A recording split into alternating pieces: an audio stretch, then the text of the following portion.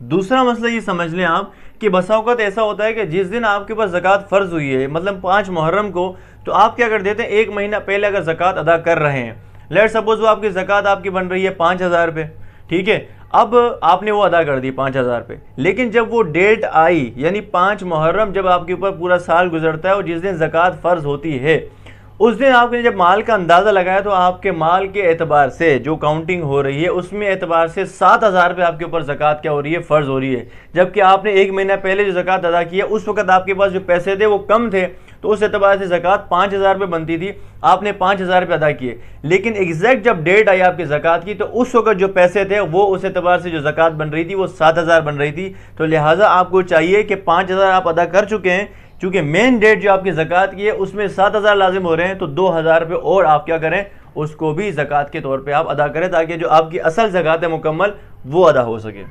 तीसरा मसला ये है कि देखें, सोना जो है आपको मालूम है कि कितना होना चाहिए, 87 ग्राम, 87.5 ग्राम अगर सोना आपके पास है तो आपके ऊपर ज़कात क्या हो जाती है, फ़र्ज़ हो जाती है। और इसी तरह 612 ग्राम चांदी, इसी तरह रुपया जो पैसे हैं आपके, वो इतने पैसे हैं कि वो 612 ग्राम चांदी के बराबर हो रहे हैं, या माल तिजारत जो है वो 612 ग्राम चांदी के बराबर हो रहा है, ठीक है, या उससे ज़्यादा हो रहा है, तो फ़र्ज़ हो जाती है आपके ऊपर ज़कात। लेकिन कभी कभार ऐसा होता है कि सोना आपके पास इतना नहीं है, 87 से कम है लेट सपोज, और चांदी आपके पास 612 नहीं है, उससे कम है, पैसे इतने नहीं है, बल्कि माल तिजारत भी इस तरह नहीं है, तो आप क्या करेंगे, इन तमाम को ऐड करेंगे। ये जितना इनके जो जितने कम आपके आप समझ रहे हैं कि ये 87 नहीं है बल्कि 80 है या 70 है, ये 612 नहीं है बल्कि 400 है, ठीक हो गया, ये 400 है, ये 612 नहीं है बल्कि 300 है, तो इन सब को ऐड करेंगे। इन सब को ऐड करने के बाद अगर देखेंगे 612 ग्राम चांदी बन रही है, उसके बराबर बन रहा है, तो आपके ऊपर ज़कात फ़र्ज़ होगी। इन सब को मिलाकर, ये सारे जितने माल हैं इन सब को मिलाकर अगर 612 ग्राम चांदी बन रही है या 87.5 ग्राम सोने की कीमत के बराबर बन रहा है, तो आपके ऊपर ज़कात हो जाएगी फ़र्ज़। अगला उससे मसला क्या है, ज़रूरत से ज़ायद सामान, ज़रूरत से ज़ायद सामान, ये पिछले मसले में आपको, पिछली वीडियो में आपको बता चुका हूँ। ज़रूरत से ज़ायद सामान मसलन आपके पास घर है, आपने रेंट पे दिया हुआ है, ज़मीन है वो आपने दिया हुआ है किराए वगैरह के बार या काश वगैरह के लिए दी हुई है। बहरहाल इसका जो रेंट आता है वो रेंट आपके घर के काम में यूज़ होता है, तो ये ज़कात के माल में से शुमार नहीं होगी, ज़रूरत से ज़ायद सामान है। लेकिन ये जो रेंट इसका आ रहा है, घर का जो किराया आ रहा है, वो इतना है कि वो 612 ग्राम चांदी के हिसाब से पहुंच रहा है, तो अब इसके ऊपर आपके ऊपर ज़कात क्या हो जाएगी, लाजिम हो जाएगी, फ़र्ज़ हो जाएगी, ठीक हो गया। अच्छा, क्यों, वजह उसकी कि जो पैसे आ रहे हैं, रेंट आ रहा है, वो क्या है, रुपया है, ठीक है, वो क्या है, रुपया। और आपने अभी पढ़ा है कि रुपया यानी पैसे के ऊपर क्या होती है, ज़कात वाजिब होती है। 4 चीज़ें अजनास है, इनके ऊपर ज़कात वाजिब होती है। और या ये है कि आपने घर लिया ही तिजारत के लिए, तो फिर माल तिजारत में से आएगा, फिर भी आपके ऊपर ज़कात क्या हो जाएगी, लाजिम हो जाएगी, ठीक हो गया। एक और मसला देखिएगा, वो ये है कि माल तिजारत किसे कहते हैं। ये हो गया एक मसला। एक और मसला, माल तिजारत, कुछ शराइत हैं इसकी माल तिजारत की ना।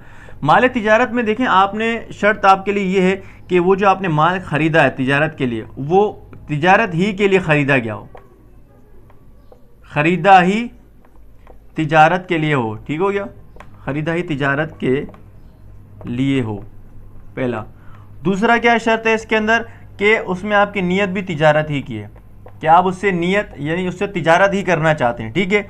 और तीसरा क्या है कि आखिर तक आपकी नीयत यही है कि मैं तिजारत के लिए ही इसको रखूँगा। मसलन आपने बाइक ली तिजारत के लिए ली, लेकिन बाद में आपने उसको घर में अपने इस्तेमाल के लिए रख ली, तो उसके ऊपर माल तिजारत का जो हुक्म नहीं लगेगा और वो आपके ज़रूरत से सामान में शुमार होगा और उसके ऊपर ज़कात लाजिम नहीं होगी। लिहाजा शुरू से लेकर यानी ख़रीदने से लेकर आखिर तक आपकी तिजारत की नीयत इसमें होनी चाहिए, ठीक है।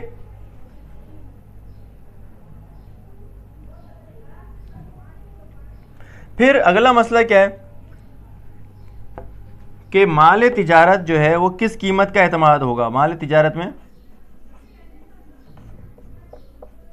माल तिजारत में किस कीमत का एतबार होगा। मिसाल के तौर पर आपने कोई बाइक ली है 40,000 रुपये की, ठीक है, वो 40,000 रुपये की जब आप बाइक बेच रहे हैं तो वो 50,000 रुपये की बेच रहे हैं, तो अब मैं जब ज़कात दूंगा तो वो 40,000 जो मैंने पैसे लगाए थे, इन्वेस्ट किए थे उस बाइक ली के तिजारत का माल जो मैं ख़रीदा है, उस एतबार से ज़कात दूंगा, یا پھر یہ کہ جو 50,000 کی میں نے بیچی ہے نفع کے ساتھ اس کو ایڈ کروں گا. تو یہاں پر حکم یہ ہے کہ جو آپ بیچ رہے ہیں 50,000 یعنی بیچنے کی قیمت کا اعتبار ہوگا مال تجارت کے اندر. ٹھیک ہو گیا. اور اس کے بعد کیا ہے آخری مسئلہ ہے وہ ذرا سمجھیے گا کہ قرض پر زکوٰۃ کا کیا حکم ہے. قرض پر زکوٰۃ یہ سمجھے گا. قرض پر زکوٰۃ کا مطلب یہ ہے کہ آپ کا جو ہے کسی کے اوپر قرض ہے. ٹھیک ہو گیا.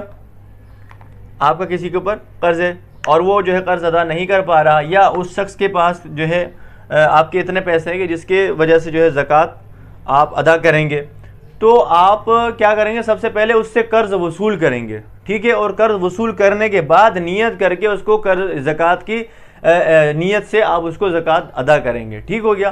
یہ اس مسئلے کو ذرا سمجھیے گا. آپ نے کسی کو پیسے دیے, وہ قرض آپ کے قرض کے پیسے تھے, یعنی 10,000 روپے آپ نے کسی کو قرضہ دیا ہوا ہے. تو آپ ایسا نہیں کر سکتے وہ غریب آدمی ہے تو میں نیت کرتا ہوں قرض کی اور زکوٰۃ کی تو آپ کی زکوٰۃ ادا ہو جائے, ایسا نہیں ہوگی.